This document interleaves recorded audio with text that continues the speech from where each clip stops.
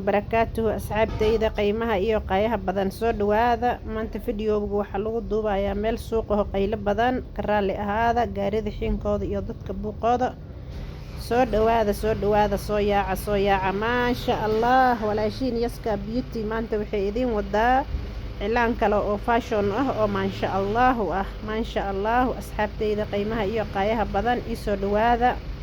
mar horaan idin dhahay idinkaan wax idinku ahay thumb up-ka ii saara share comment like subscribe maasha Allah marka soo dhawaada qayladana raali ka noqdo arrinta way isbedeshay sida hore ma aha maanta maasha Allah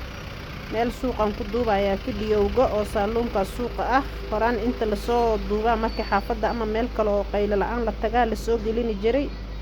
marka asxaabtayda qiimaha badan waxaan arkay inaan inkiga faa'iideeyo cilaankaas naqshada oo maanta laga soo tuuray maasha Allah soo dhawaada walaalayaal aad iyo aadaan inkugu wacanahay maasha Allah gabdhihii cilaanka barashada rabeen cilaankiina diyaar waaya soo dhawaada naqshadihii oo qurux badan wakaas nooc hor leh fashion hor leh maasha Allah ninkii hindi design-kiisa u baahan suudaankii u baahan soomaalikii u baahan suwaaxiliga cilaankiisa maasha Allah nooc kasta waa ka helaysaan yaska beauty salon soo dhawaada walaalahayga sharafta leh qiimaha iyo qaayaha leh maasha Allah marka alaabaha kalena waa la soo wadaa waa idin tusinayaa insha Allah